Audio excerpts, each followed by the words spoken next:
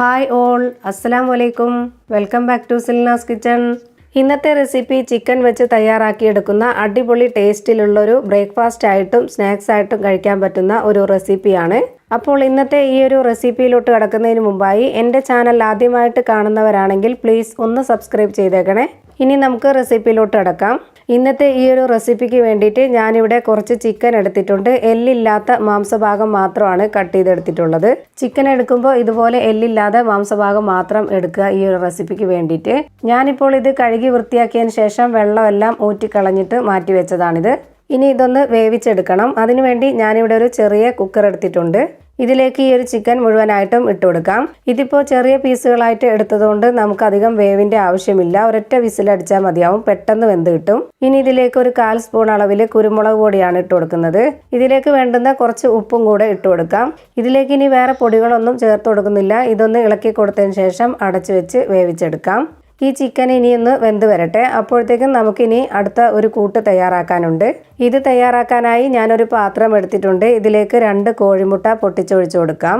ഇനി ഒരു നുള്ള് സോഡാപ്പൊടിയും ഇട്ട് കൊടുക്കുന്നുണ്ട്. ഇതിലേക്ക് ഇനി ആവശ്യത്തിന് ഉപ്പും കൂടെ ഇട്ട് കൊടുത്തതിന് ശേഷം വിസ്ക് വെച്ച് നന്നായിട്ടൊന്ന് ഇളക്കിയെടുക്കാം. ഈ ഒരു മുട്ടയും ഉപ്പും സോഡാപ്പൊടിയും കൂടെ ചേർത്ത് നന്നായിട്ട് ഇളക്കി യോജിപ്പിച്ചെടുക്കണം. എങ്കിൽ മാത്രമേ നമ്മൾ തയ്യാറാക്കിയെടുക്കുന്ന ഈ ഒരു കൂട്ട് കറക്റ്റ് റെഡിയായി കിട്ടുള്ളൂ. ഇപ്പോൾ നന്നായിട്ട് ഇളക്കി യോജിപ്പിച്ചെടുത്തിട്ടുണ്ട്. ഇനി ഇതിലേക്ക് ഈ ഒരു കപ്പ് അളവിൽ 1.5 കപ്പ് മൈദാമാവാണ് ഇട്ട് കൊടുക്കുന്നത്. 1.5 കപ്പ് അളവിനാണ് ഞാൻ ഈ 2 മുട്ട ചേർത്തിട്ടുള്ളത്. നിങ്ങൾ എടുക്കുന്നത് എത്ര മാവാണോ അതിനനുസരിച്ച് മുട്ടയും ചേർക്കാം. ഇനി ഇത് കൈവച്ച് നന്നായിട്ടൊന്ന് യോജിപ്പിച്ചെടുത്ത ശേഷം ഇതിലേക്ക് വെള്ളം ആവശ്യമുണ്ടെങ്കിൽ അതും ചേർത്ത് കൊടുത്ത് നന്നായിട്ടൊന്ന് ചപ്പാത്തിക്കൊക്കെ കുഴച്ചെടുക്കുന്ന പോലെ ഒന്ന് കുഴച്ച് റെഡിയാക്കി എടുക്കണം. ഇപ്പോൾ ഞാൻ ഈ മാവിനെ നന്നായിട്ട് കുഴച്ചെടുത്തിട്ടുണ്ട്. ഇനി ഇതൊന്ന് മാറ്റി വെച്ചേക്കാം. എന്നിട്ട് നേരത്തെ വേവിക്കാൻ വെച്ചിട്ടുള്ള ചിക്കൻ വെന്തോന്നൊന്ന് നോക്കാം. ഈ ഒരു ചിക്കൻ ഇപ്പോൾ കറക്റ്റ് ഒരു പരുവത്തിന് വെന്ത് കിട്ടിയിട്ടുണ്ട്. ഇതിലുള്ള വെള്ളം നമുക്ക് വേണ്ട, ചിക്കൻ മാത്രം മാറ്റാം. ഇതിന് റെഡിയാക്കി എടുക്കാൻ വേണ്ടിയിട്ട് ഞാനിവിടെ ഒരു പാൻ വെച്ചിട്ടുണ്ട്. അത് ഒന്ന് ചൂടായി വരുമ്പോഴത്തേക്ക് അതിലേക്ക് കുറച്ച് എണ്ണ ഒഴിച്ചു കൊടുത്ത് 2 സവോള കട്ട് ചെയ്തതൊന്ന് ഇട്ട് കൊടുക്കാം. ഇതിലേക്ക് ഇനി പകുതി ക്യാപ്സിക്കം കട്ട് ചെയ്തതും കൂടെ ഇട്ട് കൊടുക്കാം.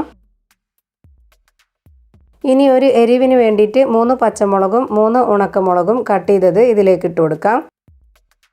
കുറച്ച് കറിവേപ്പില കൂടി ഇട്ട് കൊടുക്കാം.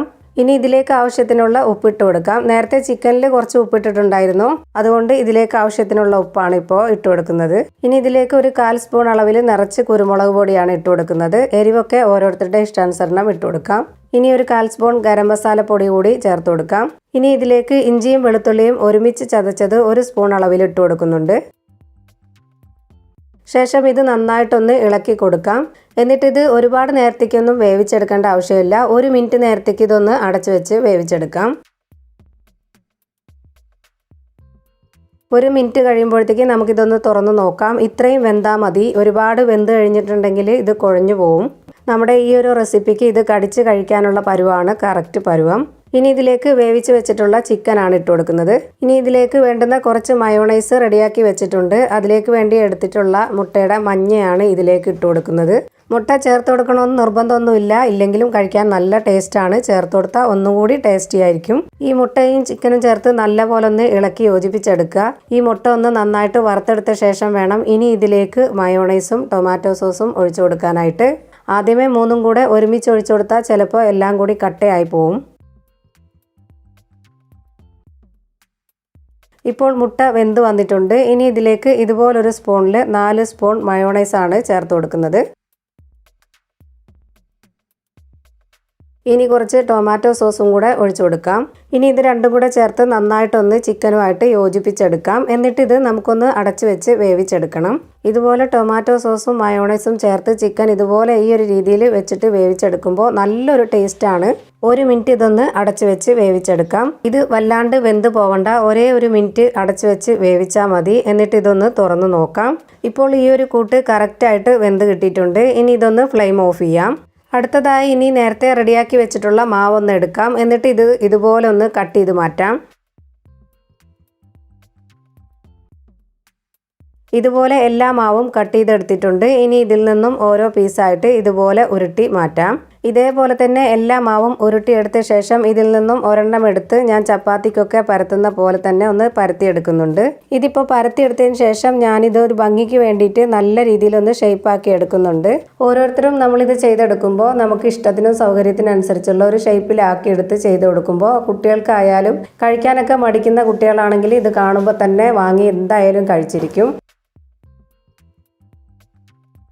ഇപ്പോൾ ഞാനിത് നന്നായിട്ട് പരത്തിയെടുത്തിട്ടുണ്ട്. ഇനി ഇതിലേക്ക് നേരത്തെ മാറ്റി വെച്ചിട്ടുള്ള കൂട്ട് ഇതിലേക്ക് വെച്ച് കൊടുക്കാം. ഇതൊന്ന് മടക്കി കൊടുക്കാനുള്ളതാണ്. അതിനുവേണ്ടി ഒരു സൈഡിലേക്ക് മാത്രമാണ് ഈ ഒരു കൂട്ട് വെച്ച് കൊടുക്കുന്നത്. ഇനി ഇതിൻ്റെ ഒരു ഭാഗം ഒന്ന് ഇതുപോലെ മടക്കി കൊടുക്കാം. ശേഷം നമുക്ക് ഇതിൻ്റെ ഫില്ലിങ്സ് പുറത്തു പോവാതിരിക്കാൻ വേണ്ടിയിട്ട് സൈഡെല്ലാം ഒന്ന് കൈവച്ചൊന്ന് പ്രസ് ചെയ്ത് കൊടുക്കാം. എന്നിട്ട് ഇതൊരു ഡിസൈൻ ആക്കി എടുക്കാൻ വേണ്ടി ഇതുപോലൊരു ഫോർക്ക് സ്പൂൺ വെച്ചിട്ടൊന്ന് പ്രസ് ചെയ്ത് കൊടുക്കാം. ഇതേപോലെ തന്നെ എല്ലാ മാവിലും ചെയ്തെടുക്കുന്നുണ്ട്. ഇനി ഇത് ചുട്ടെടുക്കാനായിട്ട് ഒരു പാൻ സ്റ്റവിലേക്ക് വെച്ചൊന്ന് ഫ്ലെയിം ഓൺ ആക്കി കൊടുത്തിട്ടുണ്ട്. ഇതിലേക്ക് ഒരു സ്പൂൺ എണ്ണ ഒഴിച്ചു കൊടുത്തതിന് ശേഷം ഇതൊന്ന് ഇട്ട് കൊടുക്കാം. ഇതിപ്പോൾ എണ്ണ ഒഴിച്ചു കൊടുക്കാതെ വേണമെങ്കിലും ചുട്ടെടുക്കാം. എണ്ണ ഒഴിച്ചു കൊടുത്ത് ചുട്ടെടുത്താൽ ഒന്നും കൂടി ടേസ്റ്റ് ആയിട്ടിരിക്കും. അതുകൊണ്ടാണ് ഒഴിച്ചു കൊടുത്തത്. ഇനി ഇതിന് മുകളിലേക്കായിട്ട് ഒരു സ്പൂൺ എണ്ണ കൂടി ഒഴിച്ചു കൊടുക്കുന്നുണ്ട്. ഇപ്പോൾ ഇതിൻ്റെ ഒരു ഭാഗം വെന്ത് കിട്ടിയിട്ടുണ്ട്. ഇനി ഇതൊന്ന് തിരിച്ചിട്ട് കൊടുക്കാം. ഇത് വേവിച്ചെടുക്കാൻ നേരത്ത് മീഡിയം ഫ്ലെയിമിലിട്ടിട്ട് വേണം വേവിച്ചെടുക്കാനായിട്ട്. ഹൈ ഫ്ലെയിമിൽ ഇട്ട് കൊടുത്താൽ പെട്ടെന്ന് കരിഞ്ഞു പോകും. ഇപ്പോൾ ഇത് രണ്ട് ഭാഗവും വെന്ത് കിട്ടിയിട്ടുണ്ട്. ഇനി ഇതിൻ്റെ മടക്ക് ഭാഗം കൂടി ഒന്ന് വെന്ത് കിട്ടണം. അതിനുവേണ്ടി ഇതുപോലെ ഒന്ന് വെച്ച് കൊടുക്കാം. ഇപ്പോൾ ഈ ഒരു റെസിപ്പിയുടെ എല്ലാ ഭാഗവും വെന്ത് കിട്ടിയിട്ടുണ്ട്. ഇതേപോലെ തന്നെ നമുക്ക് എല്ലാം തന്നെ ചുട്ടെടുക്കാം. എല്ലാം ചുട്ടെടുത്ത് ഞാനിവിടെ ഒരു പാത്രത്തിലേക്ക് മാറ്റിയിട്ടുണ്ട്. അപ്പോൾ നമ്മുടെ ഇന്നത്തെ ചിക്കൻ കൊണ്ടുള്ള കിടിലൻ ഒരു റെസിപ്പി റെഡി ആയിട്ടുണ്ട്. നല്ല ടേസ്റ്റാണ് ഇത് കഴിക്കാൻ വേണ്ടിയിട്ട്. ഇതിൻ്റെ അകം ഞാനിപ്പോൾ ഇതൊന്ന് പൊട്ടിച്ച് കാണിച്ചു തരാം. ഇതിൻ്റെ ഒരു ടേസ്റ്റ് പറഞ്ഞറിയിക്കാൻ പറ്റാത്ത അത്രയും നല്ലൊരു ടേസ്റ്റാണ്. തീർച്ചയായിട്ടും നിങ്ങൾ ഒരു തവണയെങ്കിലും ഒന്ന് ട്രൈ ചെയ്ത് നോക്കണം. ഇതെല്ലാവർക്കും ഇഷ്ടമാവും. അപ്പോൾ ഇത്രയേ ഉള്ളൂ എൻ്റെ ഇന്നത്തെ റെസിപ്പി ഇഷ്ടമായാൽ ലൈക്ക് ചെയ്യാനും കമൻറ്റ് ചെയ്യാനും ഷെയർ ചെയ്യാനും മറക്കരുത്. എൻ്റെ ചാനൽ ആദ്യമായിട്ട് കാണുന്നവരും ഇതുവരെയും കണ്ട് സബ്സ്ക്രൈബ് ചെയ്യാത്തവരും പ്ലീസ് ഒന്ന് സബ്സ്ക്രൈബ് ചെയ്തേക്കണേ. പുതിയൊരു വീഡിയോയുമായി വീണ്ടും വരും. Thank you for watching.